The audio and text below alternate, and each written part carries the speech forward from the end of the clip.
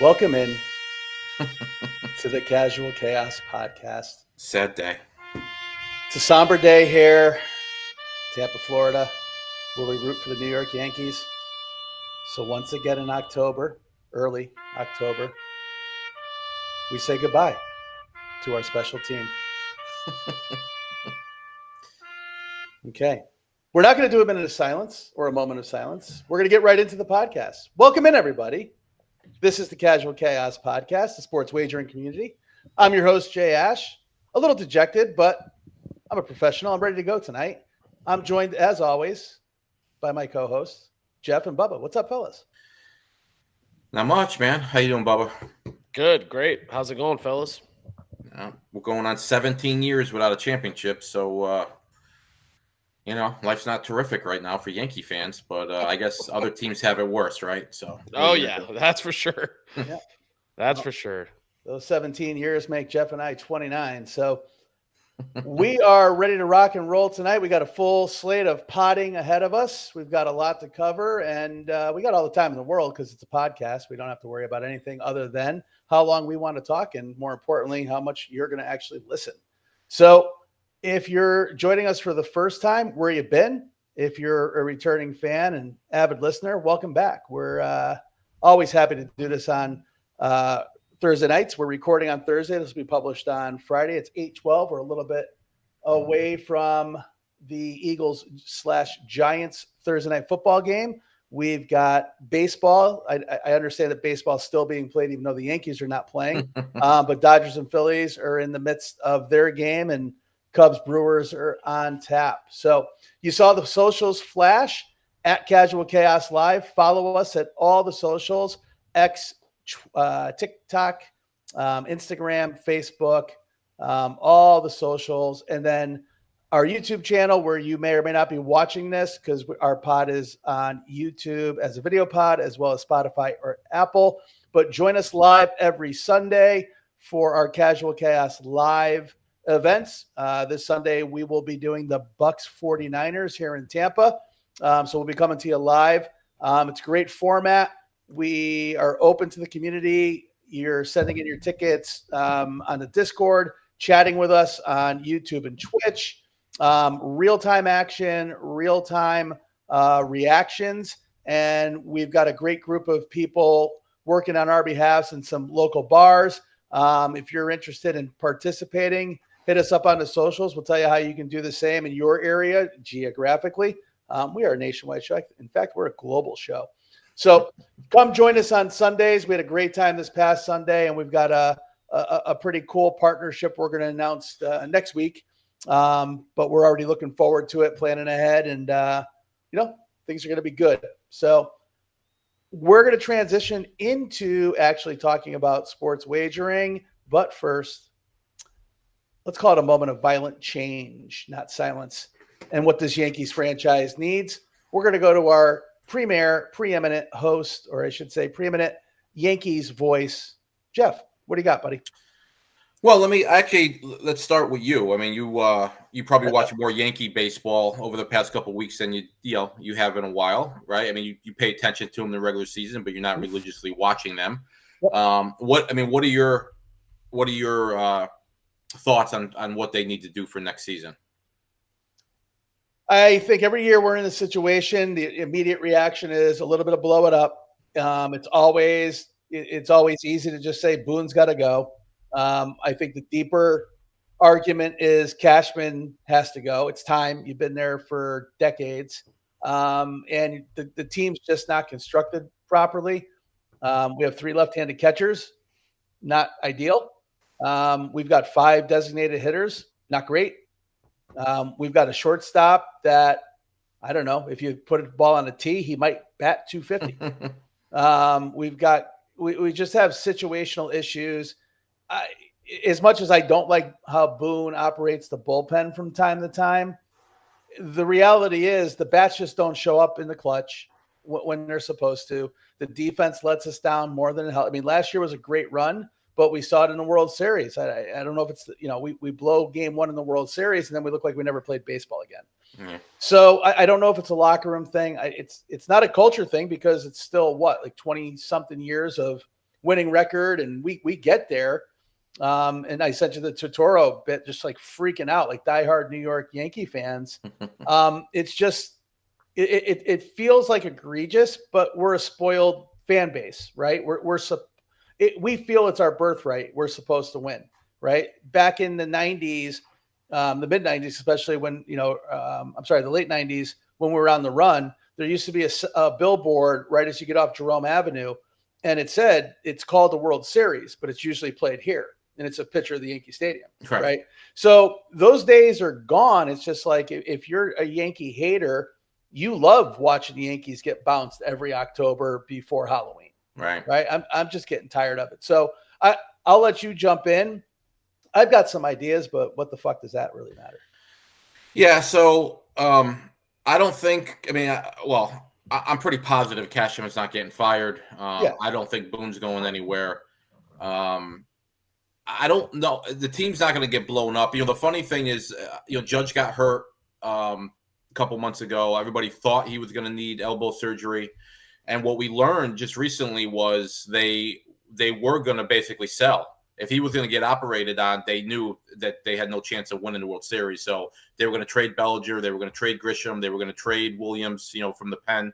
But once it became clear that Judge wasn't going to miss the rest of the season, they decided to move forward. And that's when they started buying. And they did pick up a couple of good pieces, right? They're too left-handed heavy.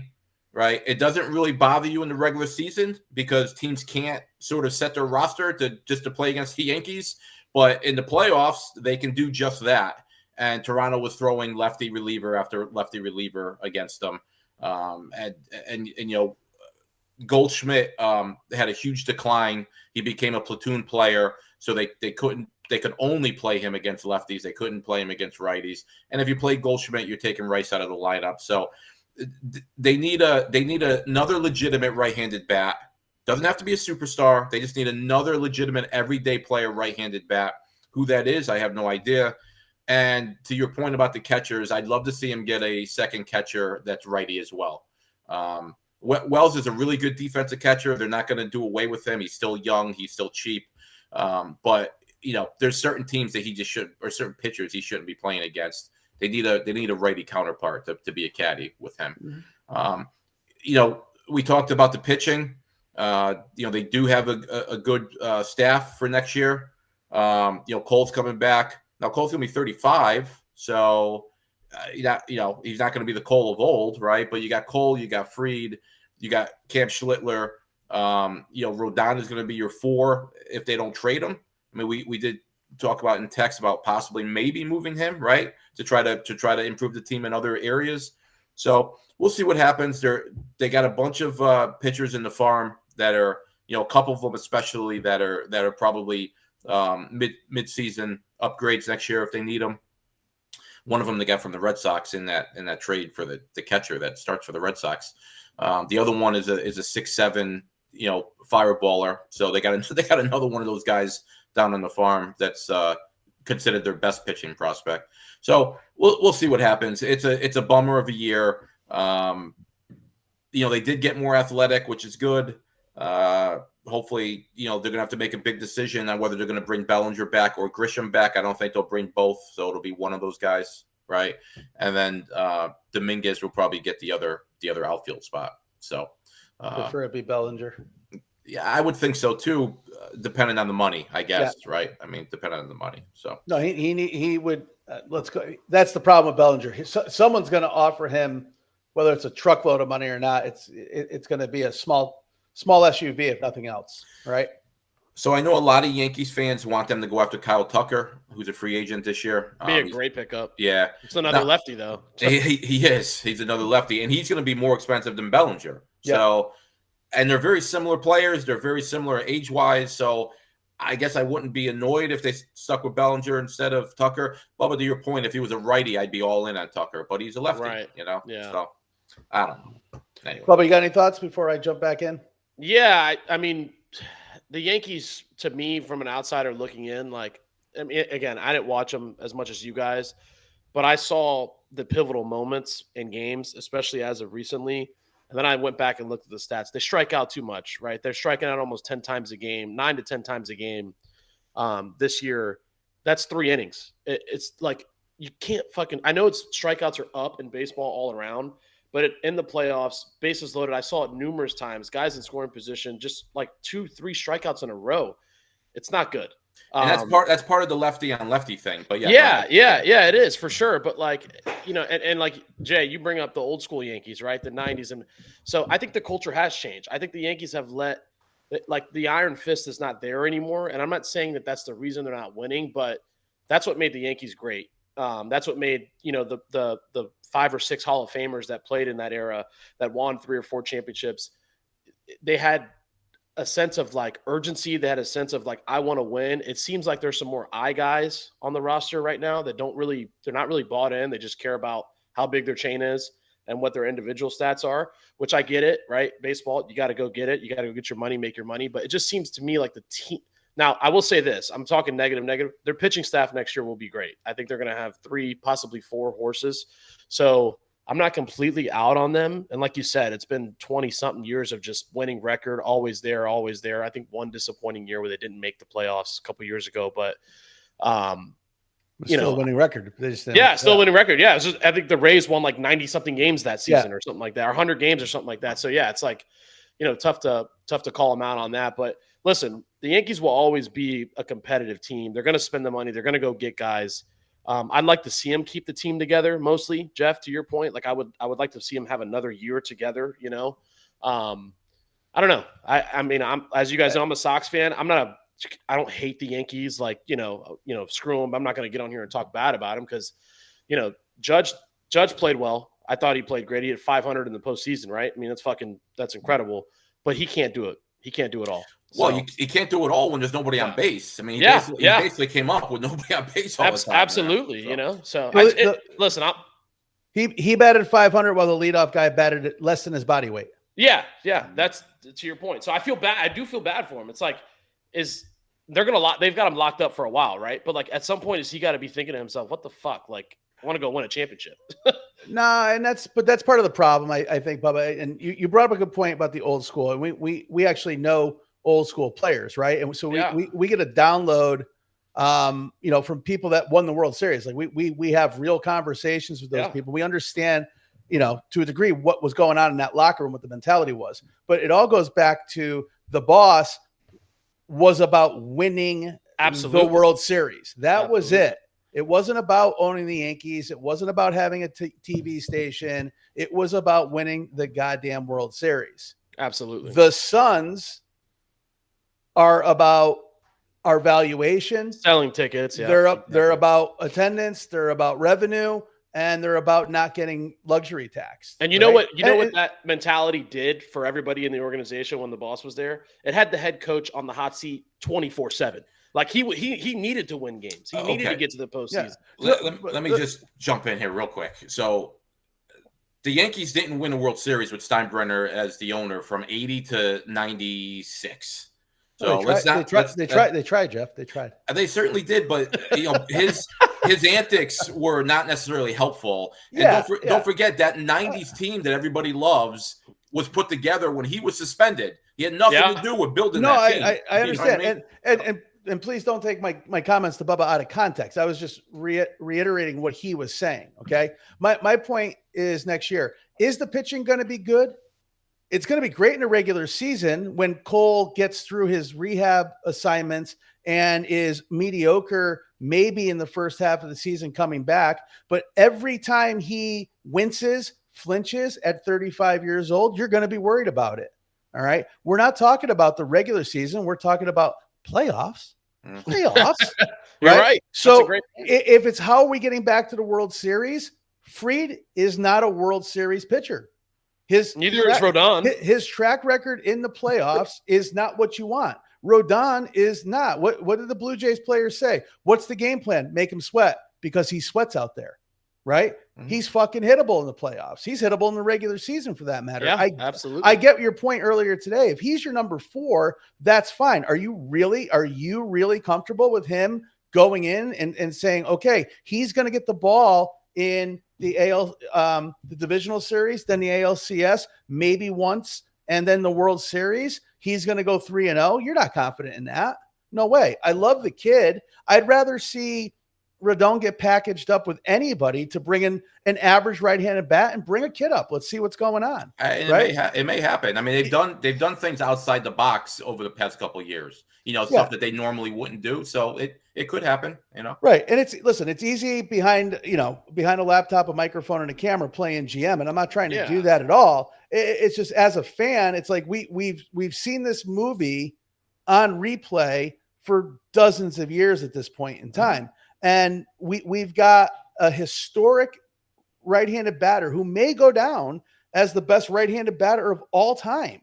He's got a 3-year window left to put up these type of numbers. Mm-hmm. And we text every game about the announcers and the lacquer, they act like he's never gotten a hit in the playoffs before, or he's never had a home run. The guy's got, he's right behind Bernie and Jeter for the most, home runs during elimination games that.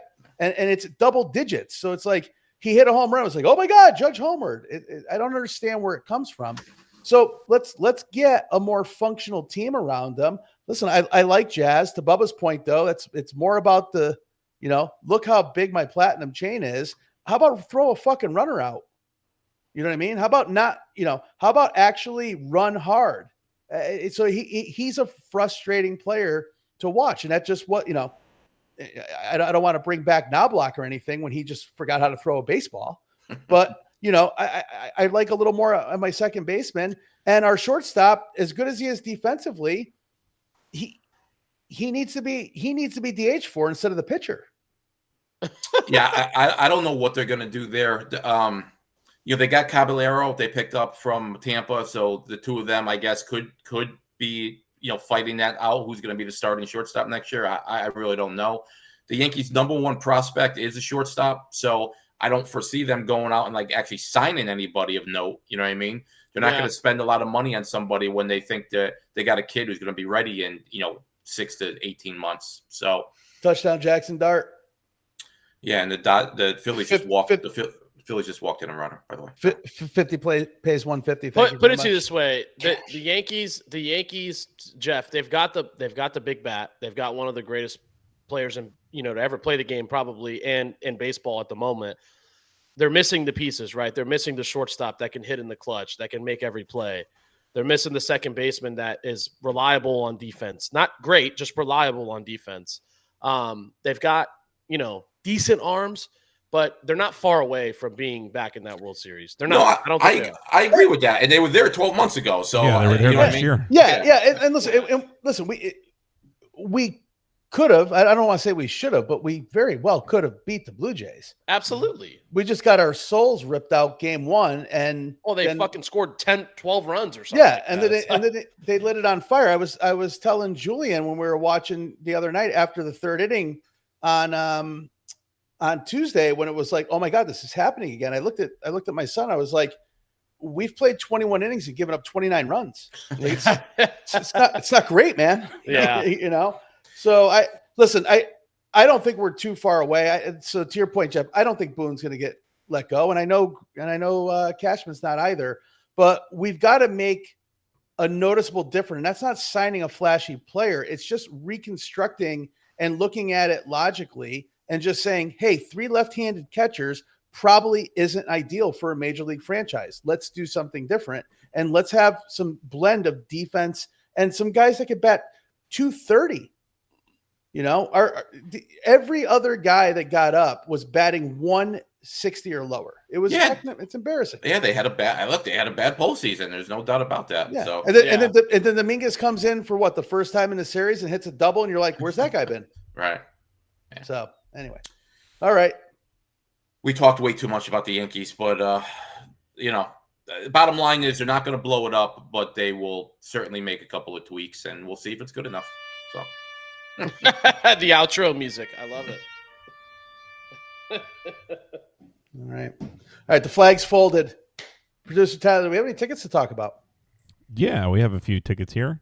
Okay. We'll start off and I'll kind of reiterate what we were just saying. Thanks a lot, Yankees. Fucking bad beat here with the Yankees just letting me down. Did all the hard work, did all the other stuff, and the Yankees just couldn't get the job done for me. In What game was that going to 4. pay? I don't see it there, Tyler. Did you see? I want to say it was like a $5 bet that paid out like $150 or something like that. Nice, something in nice. that ballpark. Yeah. Didn't pay out anything. And while I was sad about this result, La Flama Mama, of course, hit another bet on, I believe this was Sunday. She had Vladimir Guerrero hitting a home run, cashed it. That was his grand slam that he hit. Pretty cool moment in Toronto baseball if they go on to do something. That grand slam that he hit in Game 2. While Jay and other Yankee fans in the room were upset, she was cheering Vladimir Guerrero running around the bases on his grave. So good for you, Flama Mama. At least somebody's happy. It was not okay. That's our baseball. We had a little bit of football going on this weekend. Great bet here from Rain Man. Rain Man had Jackson Smith and Jigba at least one touchdown and at least 90 yards receiving. Him and Emeka Egbuka just went dummy mode on Sunday with, I think, both of them have over 130 yards receiving. Both had a touchdown. Just a crazy game from the two Ohio State guys. So Rain Man really didn't have to sweat that one out much. But both those guys just went off. Really fun game to watch. So Rain Man picked up a W there. And then Mr. Commissioner picked up a nice victory here. He had Bucks plus 10.5. Obviously, they won outright, so that's great. He had Emeka Egbuka with an anytime touchdown. He had Rashad White to record over 40 rushing yards. Can you guess how many rushing yards he had? 41. 41. So hits it spot on to the number Wow. he needs. I'm sure he was sweating that out and probably came down to the last couple possessions there, like all Bucks games do. So fun bet there that ended up hitting a $50 bet that paid out $331. Awesome hit there for the commissioner. And that's pretty much all we had from this weekend of note. So again, send us your bets, guys. We'd love to see them. We'd love to talk about them. Your winners, your losers, obviously. We got a lot of sports going on. Hockey starting today. I know we're not going to cover it because, this podcast doesn't believe in things played on ice. But, Lightning are starting up today. Hockey's back. But send us your tickets. Send us whatever you're betting on. Hockey, baseball. We got basketball starting up soon as well, which is crazy. Feels like it just ended. So Right. Send us your bets, guys. I think we're going to be committed now that hockey's starting. We're going to give at least hockey, let's call it 270 seconds once a month. What do you say? Yeah, I mean, I'll throw it in my bets every once in a while, so you have to talk about it. There you go. I like that. I like Yep. that strategy. So, all right. Well, let's get into some more gambling conversation. So, a week before the season, we did an NFL gambling preview show where we hit on everything from division winners, conference winners, Super Bowl. We went through every team by team, over under wins. We went to playoff scenarios, playoff futures, player futures. We did what you would call a comprehensive deep dive into the world of the NFL. So now that we're about a third of the way through, or exactly a third of the way through, 17 weeks just is tough with math, isn't it? Right. It is. It really is. So anyway, thank you to AI for giving us the ability to figure out that we're 1/3 of the season in.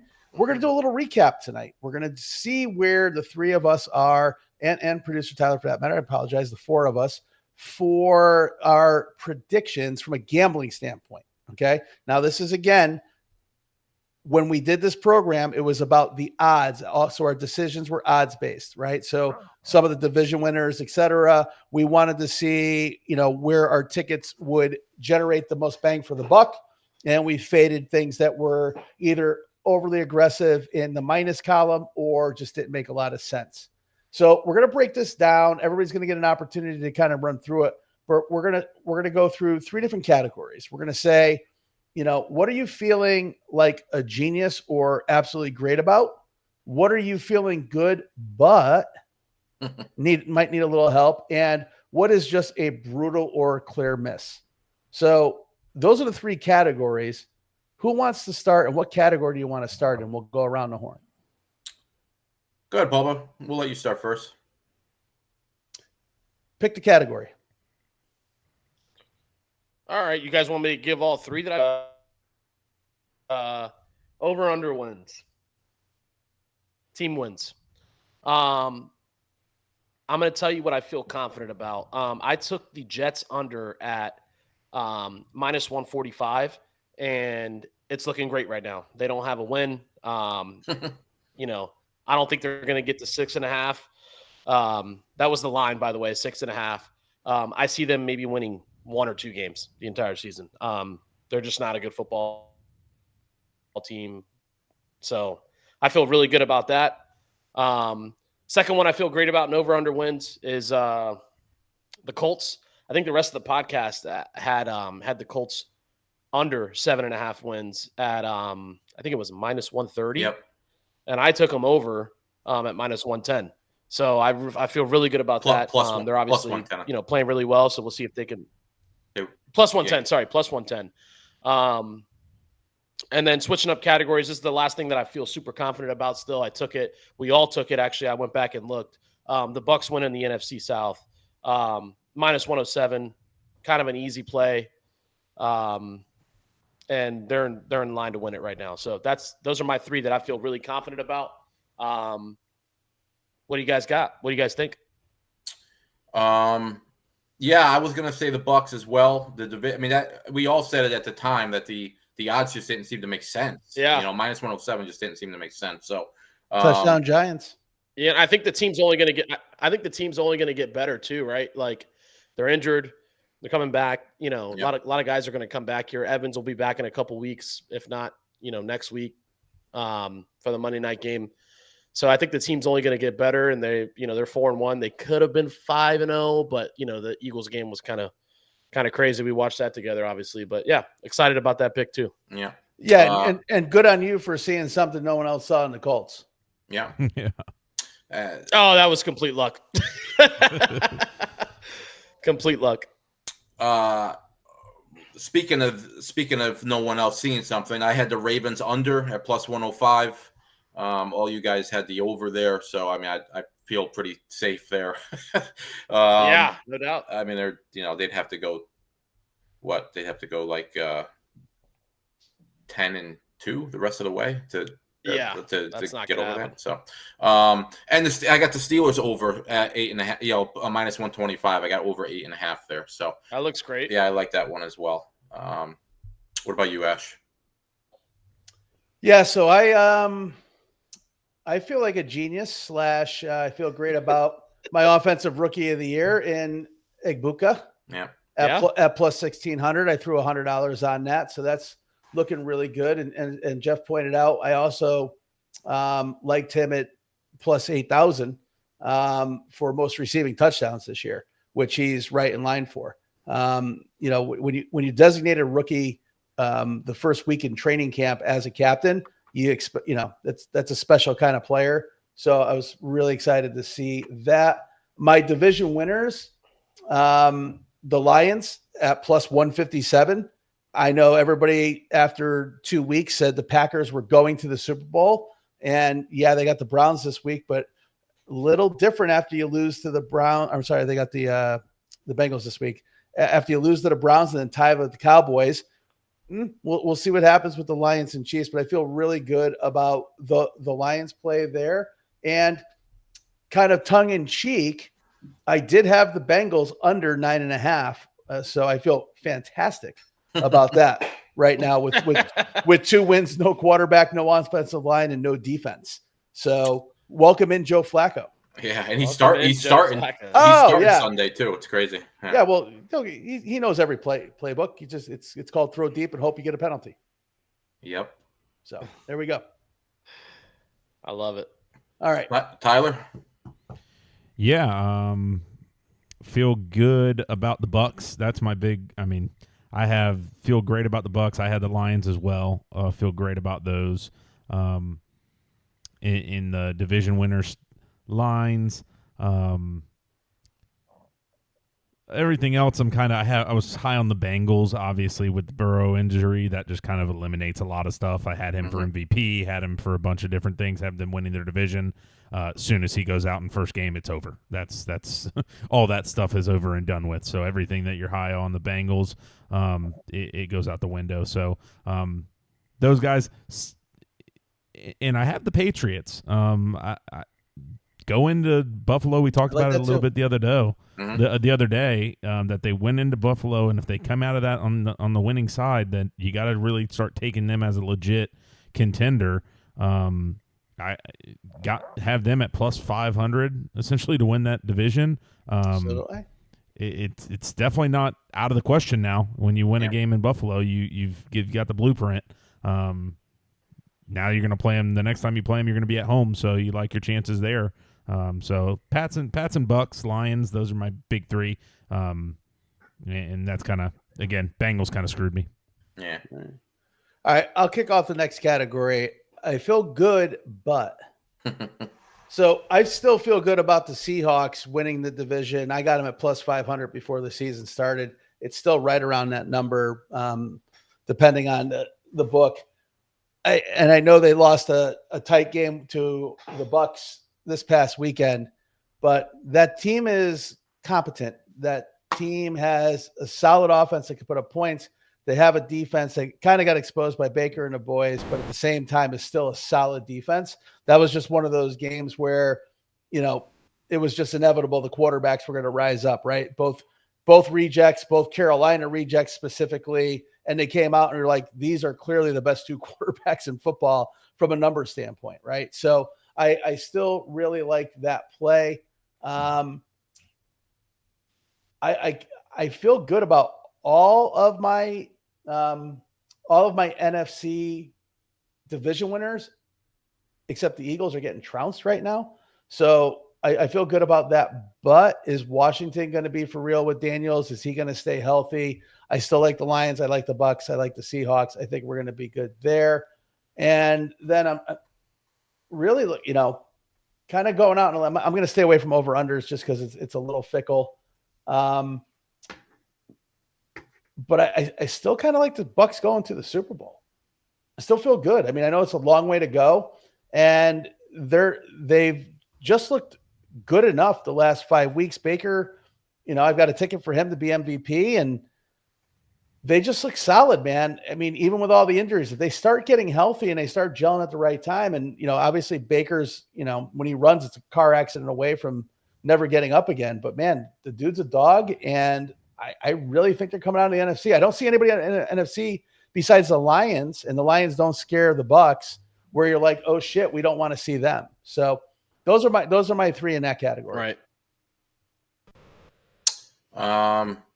Okay. Since you talked about the Bucks in the Super Bowl, I'm gonna say this is sort of perfect for this category. I still like the Eagles going to the Super Bowl. So, but they need to clean a few things up. I still think they're the most talented team in the league, and despite what's going on right now against the Giants, I just think that at the end of the year, assuming they're healthy, they'll be playing well, and I'd be surprised. I mean, I'd be surprised if they don't make it. So that's one thing. The other thing is I like the Niners to win the West. I got them at plus 160. But they need to get their quarterback back healthy. I mean, it's only so long you can survive playing Mac Jones, in my opinion, despite the fact that he's looked pretty good the couple weeks he's played. It sounds like he's going to play again this week, so we'll see what happens there. But they are 4-1. Seattle's 3-2. I do like the Niners still to win that division, but they have to get healthy. Bubba? Yeah, I mean, Jeff, just to comment on yours, I'm shocked that I looked at today. I don't follow the Niners, right? But I thought they were injury, plagued. And then I looked at they're 4-1. It's like, well, they are injury plagued. They are. I know, but they're winning. It's like you just didn't expect like it, right? You only hear about the injuries. You don't hear about the wins if you're not a fan, right? So I'm just looking, and I'm like, how the hell are they 4-1? But with all those injuries, so to your point, yeah, I mean they're at the top of that division, and even with all the injuries, so the three that I obviously took at the beginning of the season that I'm not so sure of now. I'm hoping, and they still have a chance. And really, the first quarter of this game plays right into it. So the Cowboys are 2-2. They're third behind the Commanders and the Eagles, obviously. I don't know if they can pull it off with the defense. I have a note here that says the Eagles are going to have to help them out. I got them at plus 635, and the Eagles are helping them out tonight. So, listen, I still have hope for that one. I'm just not super confident in it, as much as I was at the beginning of the season, obviously. Next one I got here is I had the Dolphins to win over 7.5 games. I looked at their schedule. I see at least 6 more losses. I mean, I'm looking at Bucks, Steelers, Bills, Chargers, Commanders, even the fucking Bengals with Joe Flacco, and even the Ravens if Lamar comes back. I see 6, maybe 7 losses, 7 more losses. So there's mathematically no chance if that's right, they can't win 7.5 games. And then I foolishly had the Patriots not to make the playoffs, and I think Jay was the only one that had them to make the playoffs when I look back. So and they look great. So I'm not confident in that at all. They look like they're going to make it pretty easily. Well, not easily. They got to still do they could fall apart, but but I mean they just beat the Buffalo Bills in Buffalo. They look like they would have to throw the season away and really take a shit. Well, they're sitting in the 7th seed right now, so I mean there's a long way to go. Yeah. There's some good. I mean, the AFC West is all pretty solid, so I mean you got them to contend with. I like where your head's at though, Bubba. With all those, obviously the Dolphins ones just didn't not panning out. I mean, the Dolphins are they could still sneak in there. They're a frisky enough team. It's just they're just. Yeah, but that category was feeling good. But so are you feeling good about the Dolphins or no, not at all. Not at all. Okay, you shift the categories then. Yeah, don't you shift categories on us? Yeah, you're playing. You're playing. I'm a category shifter. I'm a category. Yeah, you're playing a different game. Well, before we shift again, my kind of feel good, but I'm. It's funny. All three of us are on a different team in the NFC West. And we all feel good, but right, we're all in the same. I'm on the Rams. Yeah. With the Rams, they're right there. They're all those 3 teams are 3-2, and then the 49ers are 4-1. Rams have been in every game. Matt Stafford looks good, leading the league in passing yards. Already has over 1,500 yards. Puka Nacua looks legit. Number one, like gonna win. Right up there with MVP this year. If a quarterback doesn't really make a stand like a Baker or a Matt Stafford, obviously, like the MVP is kind of wide open. I don't know what his numbers look like, what his odds are to win the MVP right now. Stafford? No, Nacua. Oh. I mean, he's got crazy numbers right now, catches and shit. He's like on pace to break Megatron's record. Which he's on pace to break that record if he does end up breaking or end up in the top 3. The top 3 are all Matthew Stafford wide receivers, which is kind of crazy. So I feel good there, but obviously it's a good division. Chiefs still feel good about it, but the Chargers obviously beating them already once is you got question marks there. You're going to have to beat the Chargers, but still feel good about them. And the Texans, I feel good about them, but they got to get the offense rolling. Their defense is good enough to kind of hang for the most part. Their offense has just been brutal lately. And obviously with 2 teams in their division starting 4-1, I just don't know how those 2 teams do in the back half of the season when you got to win those games. Big divisional games. The Jags made a big win the other night, beating the Chiefs at home. Can you do that the whole season? Can Trevor Lawrence not be Trevor Lawrence of old the whole season? So I still feel good about the Texans, but they got to figure out the offensive end of the football there. And then from a standpoint of the playoffs, again, I have the Rams making the playoffs. I'm the only one who has them, so I feel good about them making the playoffs.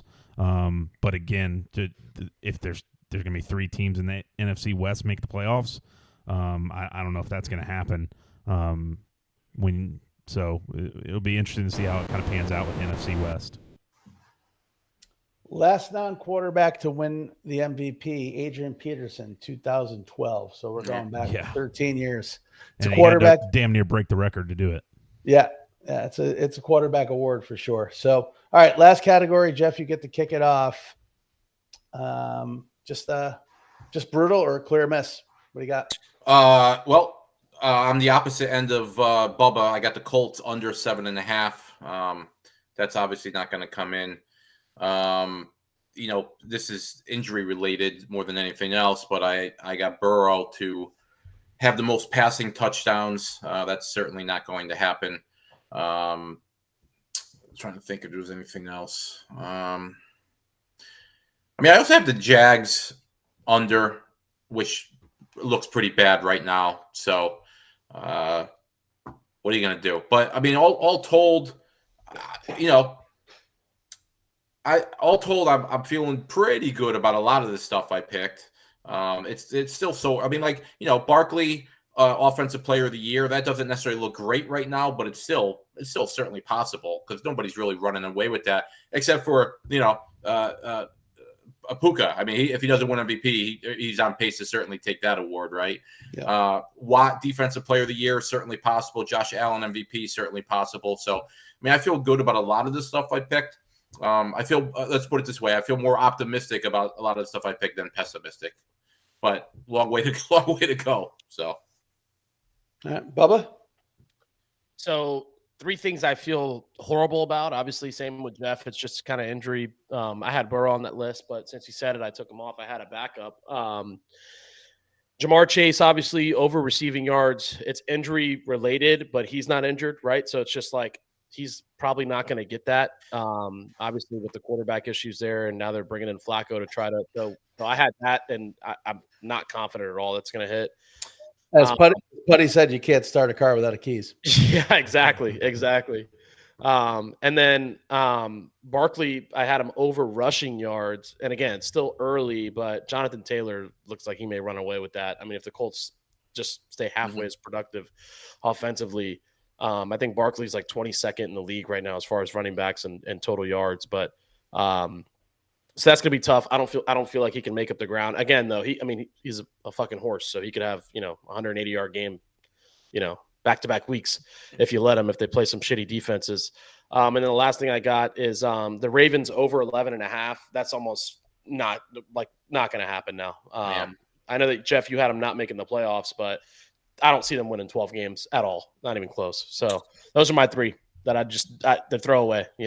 Complete misses. Yeah, my clear misses can actually just be encapsulated in the AFC South, right? So, right. I'm pretty sure if you go back, everybody go back and watch the NFL preview show. We could use some more views, but I'm pretty sure I said fucking lock it in with the Jags under 7.5. I'd like to tell you I'm still optimistic about it because even the record and what I saw Monday night, I still don't get it. But we'll see what happens there. But in that same division, I did not see the Colts coming. I think when I watch the Colts versus watch the Jags, I don't see the Colts stumbling. I think Danny Dimes is in the right type of offense. Their defense gets a little bit better every week, and then their schedule is it's mediocre at best. So it'd be impossible at this point for them not to go over 7.5 unless Jonathan Taylor fucks and blows his knee out this week, right? Right. Right. And then reverse of that, I still feel that Houston can and might get to 9. I don't know if they get over 9.5 though, which I thought was going to be a lock for them. They lost some close games early on. We're Bucs fans, so we look at that game and say, they lost. It was a last-minute drive. They lost the Rams game that you very easily won that game or could have won that game. So they could be sitting at 3-2 versus 2-3, right? Yeah, if not even 4-1. Mm-hmm. I think the biggest oopsies, it's just brutal. I must have been drunk when we did the podcast. I took the Cardinals to make the playoffs. You did. I did. It's just embarrassing. I should turn my camera off, and I should serve. I should serve a 2-week suspension. It was terrible. I thought Kyler would put down the joystick. He did not. He got hit in the face with a football and almost got a concussion. The coach who I thought had his shit together this year, he doesn't. He tried to beat up a kid's shoulder pads after he dropped a touchdown. They don't throw to their number one wide receiver at all. The defense is a sieve. They have no running backs. It's a disaster, dumpster fire. So that I feel bad. So Tyler, what do you got? High on the Ravens. I mean, I had the Ravens winning the AFC. I just don't see that. I mean, if Lamar's not going to play, I mean, even if he misses, I don't know if he's out this week, but if he misses another game and they start 1-5, I mean, that's a wrap. So I just don't. And their defense is absolutely. They don't even have. I don't think they have 11 guys out there. I think they're playing with 7 or something. I just looked at the score to that game. 44-10 is fucking absurd. They're gonna break records for how many points they're gonna give up this year. Granted, they did have 2 guys. They're bad. They're bad. I'm not saying these 2 guys would make a difference, but their 2 star, secondary players were out. Yeah, I mean, if there's any positive to look out there, they were really bad last year to start the season, and they turned it on late. With like we talked about, I think in the last pod. So, but if Lamar's not 100%, it's not going to matter anyways. It's all contingent on Lamar being regular season Lamar in the playoffs, and that defense not looking like 6 guys are out there. And I just don't see that happening this year like it did last. So that one's just kind of a swing and a miss. Offensive rookie of the year, Travion Henderson. I'm not even sure he's on the Patriots anymore. It's fucking embarrassing. I drafted him in fantasy. He's still in my fantasy lineup. I got Cam Scatabo, and I haven't even looked at Travion Henderson since week 1. He's just, I don't know if he just can't figure out the playbook, doesn't know how to block or what, but Mike Vrabel did not sign off on that draft pick apparently because it's not working there. So I don't see him being there very long and I don't see Vrabel going anywhere. So that was a swing and the miss there. And comeback player of the year, Tua Tagovailoa, not going to happen. He sucks. He is what we thought he was. So I don't see that happening there. On that note, who is even the front runner for that award right now? Hutchinson. Yeah, but is he doing anything this year? Yeah, he's got 5 sacks. Oh, all right. Yeah. No, but McCaffrey's the odds-on favorite right now. Yeah, which is so weird to have him in that cat. I mean, I actually took him. Play. So I actually took him, and it's luck. I mean, it's pure luck. Is right. He was a little injured, in the beginning. A lot injured. Yeah, I mean, a lot injured last year. Yeah. One of the guys is really on VSiN is really high on Waller at 20-1 right now. I kind of like that. If he keeps scoring fucking touchdowns. He's scored 3 touchdowns already, right? 2 weeks, 3 touchdowns. Yeah. So yeah, that's kind of where I'm at. I like pretty much again in the Bengals. The Bengals, I have them to win. That's not happening. They're not winning that division. So yeah, that's kind of where I'm at. My over-unders all, like Jay said, they're all kind of fickle. Those can flip with one injury. All that changes. So that's kind of where I'm at. Just high on the Ravens, and they are not very good. Well, the Pro Bowler Hundley is actually starting for them this week, so there's another game without Lamar.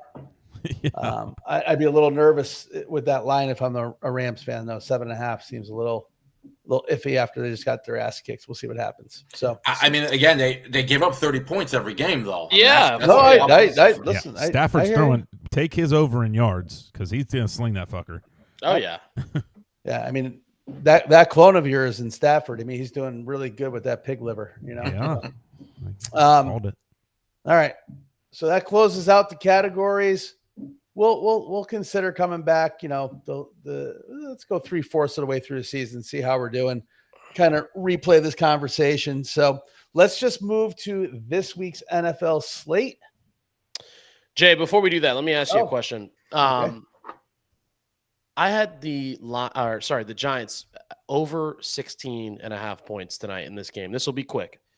Do you think that Vegas knew that? I mean, how did they miss a fucking extra point? Like, even now, if they kick the field goal, I lose on the hook. And why do I feel – I know it's the start of the second quarter. Why do I feel like they're about to not score another fucking point? Oh, you're Well, good, dude. Yeah. I guess the real question is this: if you were nervous about it, check the real time over and see what it is. Yeah, it's got to be like see what it is. 22 or something like right, that. and just bet the under. But like, there's no way they're not scoring 4 points in 3 quarters of football. They've had the ball for 6 minutes, Bubba. In 6 minutes of this game, they've had the ball. They have 13 points. I think you're good. But I know. That's what the public thinks. They think you're good. Let's just do a quick reset before we jump into the NFL season. We got Dodgers, Phillies 1-1 at the top of the 10th, and we got the Giants leading 13-10 for the time being. But to Bubba's chagrin, Philly is about to take the lead. It looks like they're on the 10-yard line. So 9 p.m., folks, 9 p.m. All right. Well, before we get into the categories, the 2 big games this week, we'll be doing one of them live, the Niners Bucks. The other is the Lions and Chiefs, which is the Sunday night game. So we go from a primetime banger to Lions Chiefs. Jeff, we talked about it loosely before the pod. It's a weird slate. It's kind of a meh in a lot of areas. From a gambling standpoint specifically, is a lot of lines are just kind of like, I see both sides of that. Yeah. Feels like a force, don't want to play with it. And just from a competitive football standpoint, it's like, I don't feel like watching any of those games.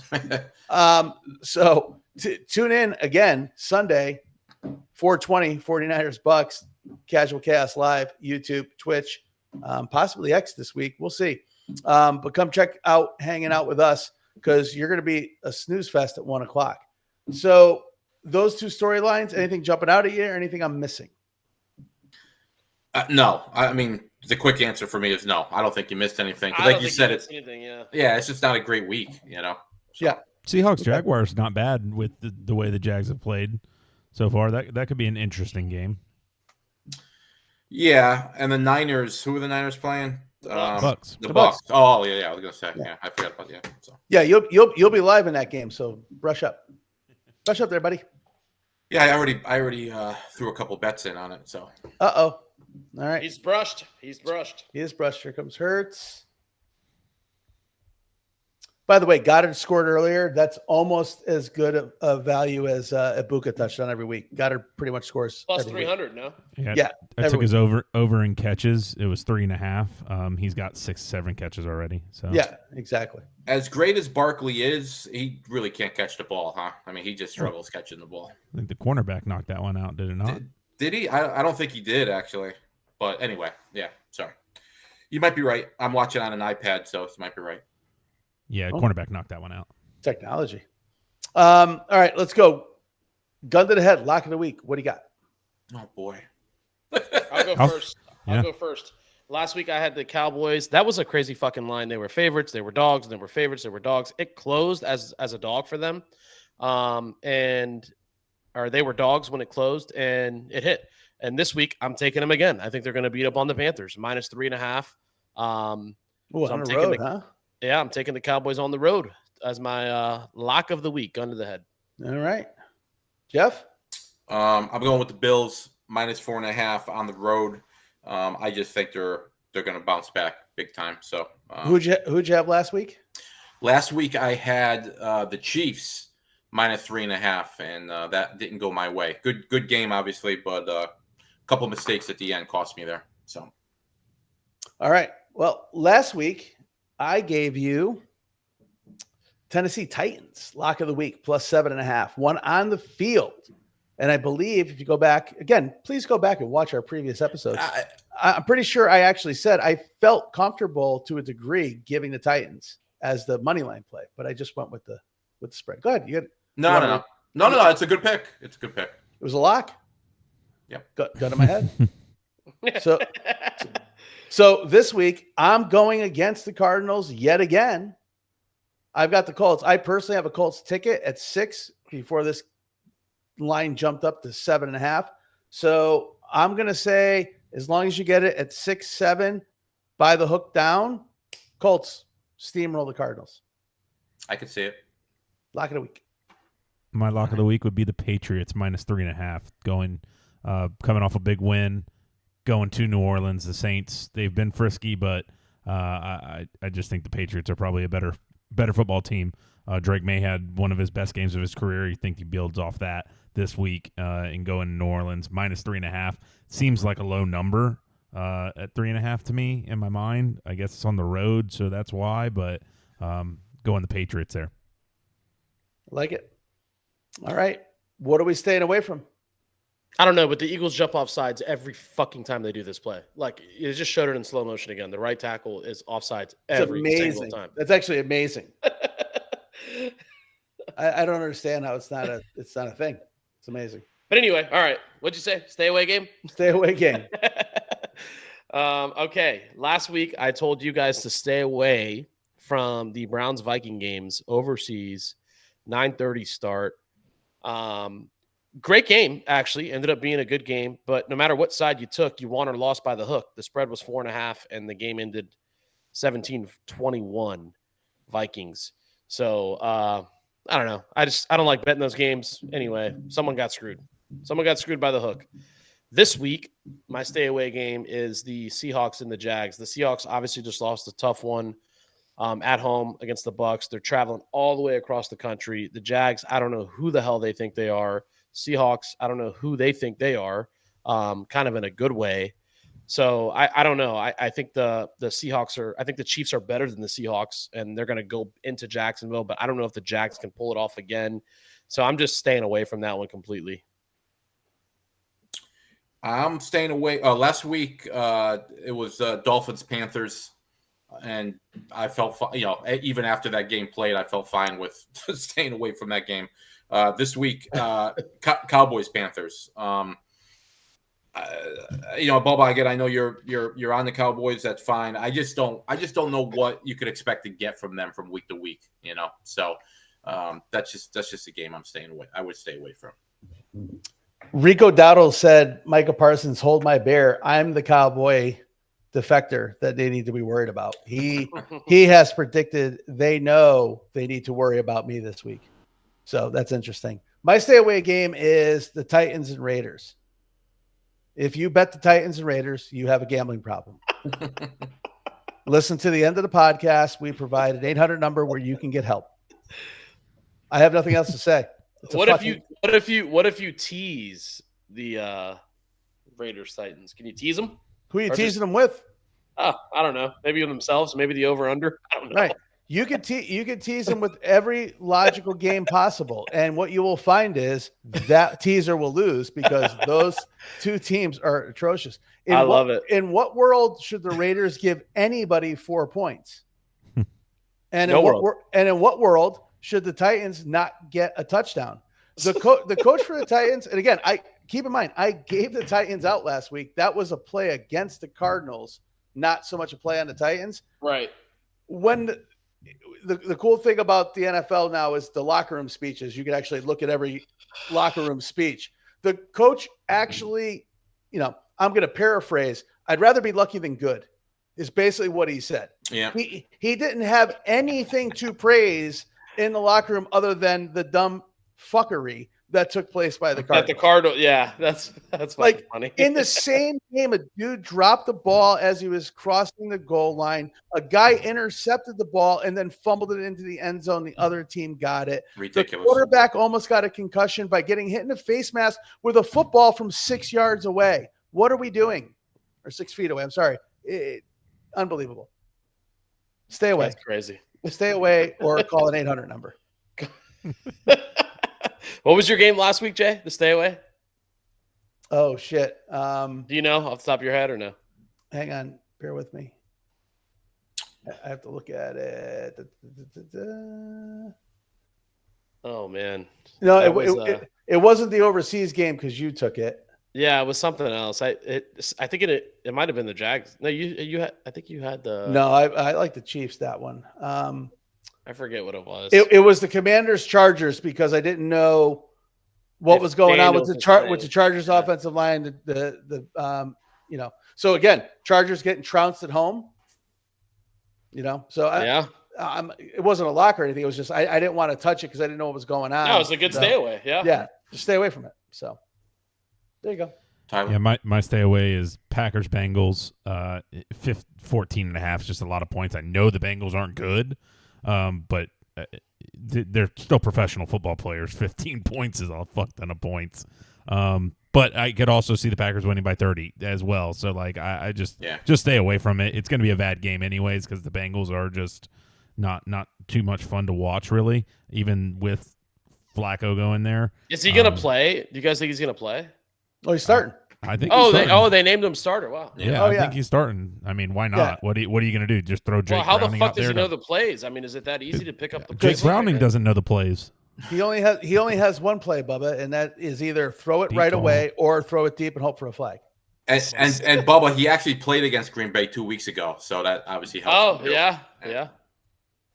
Yeah, so that's my game. Funny. Just stay away from it. It's not going to be a fun one. You're not going to watch it anyway. Or bet the Bengals. If you don't stay away from it, take the Bengals. Yeah, but bet $2 on the Bengals to win money line just to have it out there just in case, but don't watch it. I'd rather juice the Packers up to 30.5 points and take the alternative. Take the plus 125. Exactly. So all right, money line underdog lock of the week. What do you got? So last week I had Tampa Bay. They were, I think, plus 170, and they came through for me. This week, man, I struggled to find somebody I actually liked. Apologies to Tyler. I'm going to go with the Saints plus 155. So just not sure what to expect from the Patriots week to week, much like the Cowboys. Yep. I just don't know how consistent they are. So, being on the road, I'd throw some coin on the Saints there, plus 155. There you go. Bubba? Last week, I don't have a good record on this category. Last week I gave you guys the Ravens as my underdog money line lock of the week, and it was because Cooper Rush could just hand the ball to Derrick Henry, and that's all that mattered. That did not matter at all. 44-10, no good. I'm going to go with a coach that's being criticized for, getting all over a player, a team that really, really played good football, just two shitty bonehead mistakes, like just horrendous. I'm going to say that the Cardinals at plus 290, again, Jeff, it was really hard to find something you like. Yeah. But I saw plus 290. The Cardinals, I mean, I don't know. I'll take it. I like it. Let's do it. Just stop the podcast. What are we doing here? Listen, you still owe me money for when you went to Utah with your ridiculous bet there. What are you talking about right now?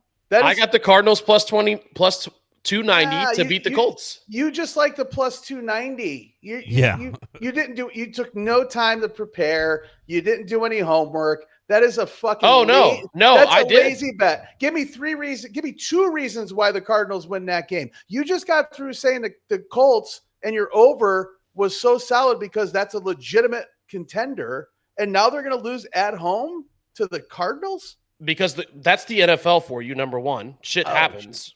100%. It's absolutely. Come on. And the Cardinals are 2 shitty plays away from winning that game last week. So and they would have scored a lot of points in that game. So I think it's a shootout. I think Kyler Murray's good for 1 good game this season. This could be the game.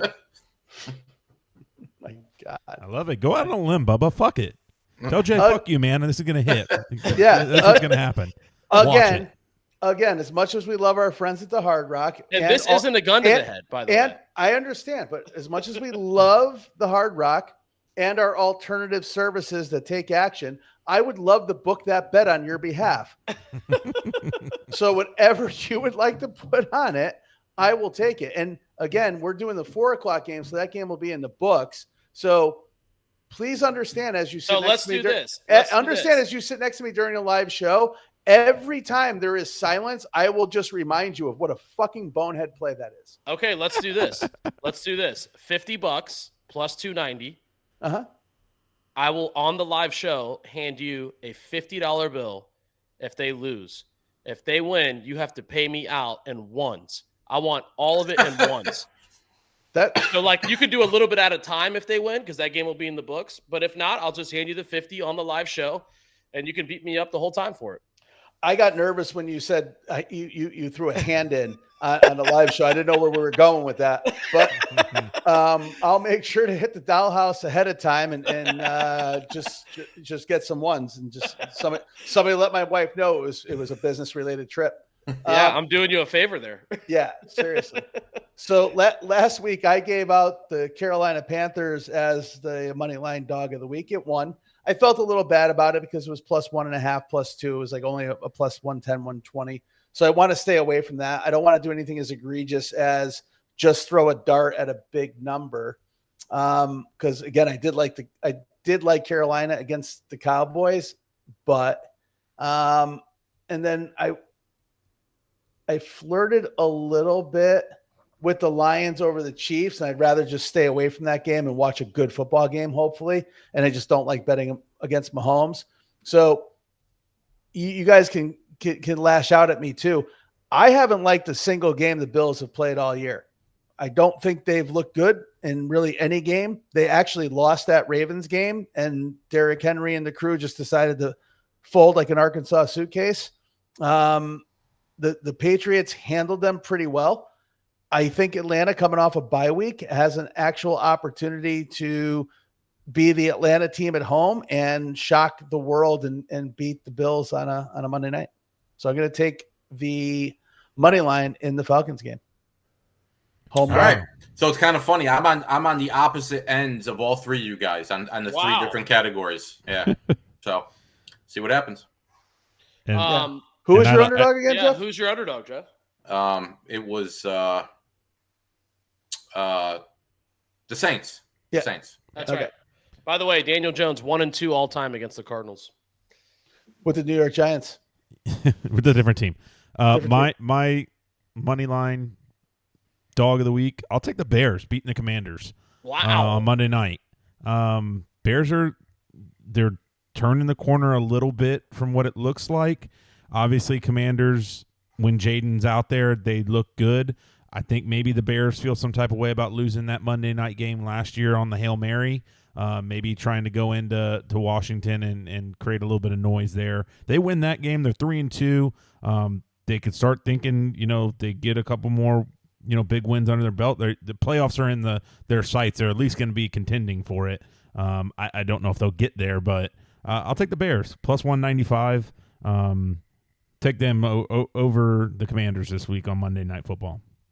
I looked at that too, so I like that. And the other thing I looked at is, I would never pick it for obvious reasons, but the Cleveland game, I don't know. I mean, they always play the Steelers tough, and it's a big number too. Yeah, it's. I mean, that if I wasn't a Steelers fan, that game would probably catch my attention, but I'm not. I was picking it. So I also like the Lions, but it's just +115 feels like a little cheating on that underdog bet. Like to Jay's point, yeah, they don't. I do like the Lions. Really give you, yeah. Lions getting 2.5. They've looked really good the last 3 weeks or so, and the Chiefs have looked vulnerable to say the least. So, like the Lions. Okay. I like it. Yeah. All right. We're going to shift into bragging rights, but before we do so, it's probably noticeable that we didn't do college football this week. Our correspondent is not here, and that's by design. He's actually not serving a suspension. He's not hungover from his trip to Notre Dame. We just knew we were going to run long tonight with a few of the categories. So for those that love seeing one Buck Ant join the program, he'll be back next week, but we did ask him to give us his 3 plays this week. So, Bubba, why don't you shout those out before we jump into bragging rights? Hey, before you do that, let's give him a little love. He went 3-0 last week. He had Maryland +7, Temple +6.5, and Miami -4.5. So yeah, he had a nice week last week. Yeah, absolutely. Follow him. If you go undefeated, we just don't bring you back for the next week. We want to talk. We want to throw pies in your face. We only talk about the ground balls that go through your legs, Jazz Chisholm. No, that was good weekend for him for sure. But he did send over his 3 locks of the week, or games that he really, really liked at 6:53 p.m. Eastern time. He likes Utah -5.5. He's got the Utes taking care of business. He likes Florida State -10.5 as a 10.5 point favorite. And then he likes Maryland at home again as a dog at +7. So those are his three that he really likes. So we'll be rooting for him. We'll be following along. And if he goes, if he has a losing record, he'll definitely be back next week. Wow. Look at a little show of sportsmanship right there. Jalen Carter, helmet off, not spitting on people, shaking hands. Yeah, with Boo-Boo. That was nice. I love it. That's a redemption tour we're talking about. A little Tribe Called Quest right there. All right, let's jump into bragging rights. Okay. Well, Jeff, we'll just start with you. Why don't you go over last week here with your bragging rights from last week? Yeah, so after just missing the 2 weeks prior to this one, this was a rough week for me. I'm almost positive I went 0-4. So not much to talk about here. Oh no, I won the Tampa game, so I went 1-3. So yeah, the Ravens didn't help you being minus 9.5 point favorites there. no, I bet that one early and I got screwed. So yep. Moving on, Jay. I'm just still trying to figure out how he got 9.5. That just seems crazy. He bet it before Lamar got hurt. Yeah, I did before the announcement. Yeah, this was a bookend one, right? So it was a bread sandwich. Hit the Texans, hit the Titans. In between that was a shit sandwich, and not enough bread to cover up the taste. Louisville lost on the field, and Tet still hasn't gotten a touchdown and didn't do it. So yeah, if you guys are unfamiliar with the shit sandwich, you need a lot of bread to make it taste good, and just wasn't enough bread. Moving on. Bubba? All righty here. Red Sox shit the bed. No win there, so I was out, I think, the night of. Yep. And then I had Cowboys who won, the Bucks covered, and then Chiefs blew it. Well, not really. The Red Sox blew first, but the Chiefs. So I was two for two on this. Obviously, pays zero. I mean, I really didn't expect the Chiefs to lose that game. I don't know how the fuck they lost it. I mean, I watched it, but I was out when I was out the night of with the Red Sox not winning. So, well, that's our 0 for 3 there. But you know what? We got this week. So Jeff, why don't you go through yours for this week? So I'm doubling up on the Steelers game. I got them minus 5.5, and I got the over in that game 38.5, which is unusual for those two teams. But I just have a feeling there's going to be a lot of points in that game. Denver and the Jets over 42, and Seahawks Jags. I got the Seahawks plus 1. 25 plays $298. You got to think that Steelers Browns game that's a good spot for like a plus 165 any team defensive touchdown too. Yeah. It's both those teams have been forcing a ton of turnovers. So you're right. You could see a fumble return, pick six, something like that. Absolutely. Yep. Jag? Yeah, this was like I said, it was a weird NFL week. It was, I don't want to say I forced anything here. My college season hasn't been awesome, so I certainly didn't want to just go all in on college, but a couple things did jump out at me. I like Iowa State at Colorado. I just think that's two different levels of play there, unless Iowa State's got a look-ahead game I'm not aware of, or they just missed their plane. I don't see how they don't beat Colorado by more than 3. I really like the over in the Oregon game, just because you've got 2 Heisman quarterbacks, 2 coaches that want to score points. I'm not shitting on the defenses of either school. I just think you're going to see the offenses come out swinging. I know we saw a low-scoring game to a degree in the Oregon-Penn State game, but that's because Penn State can't score points. So I expect this game to go well over 53.5. The Dolphins plus 3.5 were very close to my money line pick this week. The hook definitely sealed it for me. I'd rather just take the points there, especially at a minus 105. I don't trust the Chargers offensive line right now. All is still out. Vidal Sassoon is the running back. He gave up the gene business and is now playing football. So I just don't understand, unless they're going to let Herbert just sling the ball all over the place. I don't see the Chargers whooping that ass. And I think the Dolphins are actually better without Tyreek Hill. So we'll see how that goes. And then, Bubba, come on, man.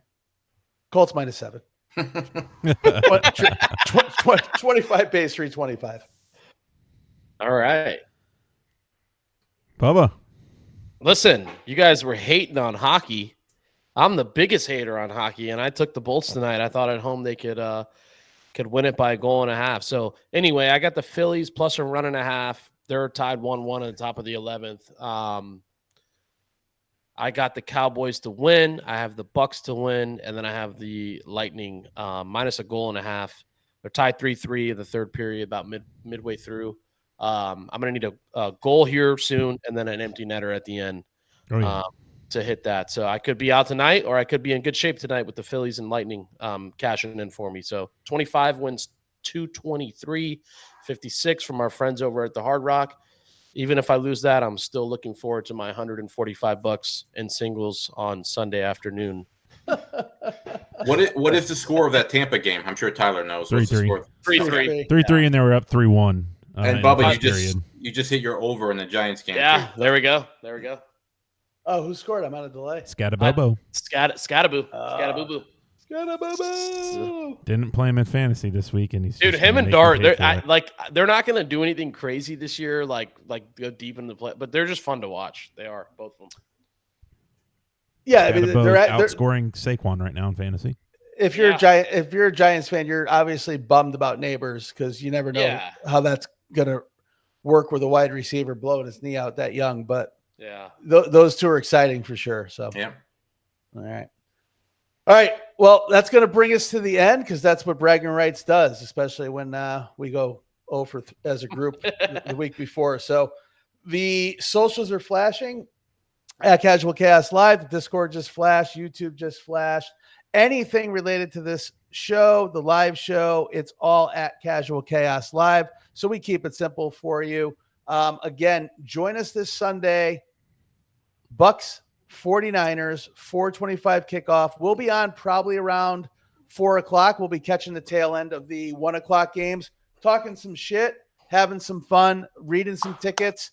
Hopefully we've got some live people out at some establishments. If you're watching the pod prior to that and you got something to say, hit us up on the Discord, hit us up on the socials, join us live, send in your videos, send in your tickets. Let's communicate, people. Let's build this community and have a good time. Let's do it. So on behalf of the folded flag for the Yankees and producer Tyler and the crew, thank you for joining the program. We'll see you guys later. Thanks, guys. Bye, everybody. Have a great weekend. Right. See ya.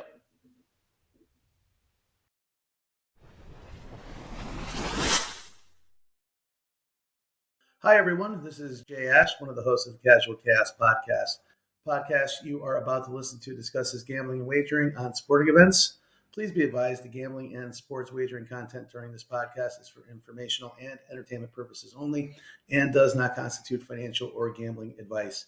Sports wagering involves significant risk. If you choose to gamble, please do so responsibly and only gamble with funds that you can comfortably afford to lose. All opinions, wagering tickets discussed, or implied wagers on the Casual Chaos podcast are not guarantees to result in financial gain. You must be 21 years or older or of legal gambling age in your jurisdiction to participate in sports wagering. Please verify the gambling and sports wagering laws and regulations within your jurisdiction prior to placing bets. Listeners are solely responsible for their own wagering decisions and outcomes. If you or someone you know has a gambling problem, help is available. Call or text the National Problem Gambling Helpline at 1-800-GAMBLER. That's 1-800-426-2537. We encourage everyone to engage with sports betting responsibly. The host and the Casual Cast podcast assume no liability for any losses incurred as a result of listening to this content.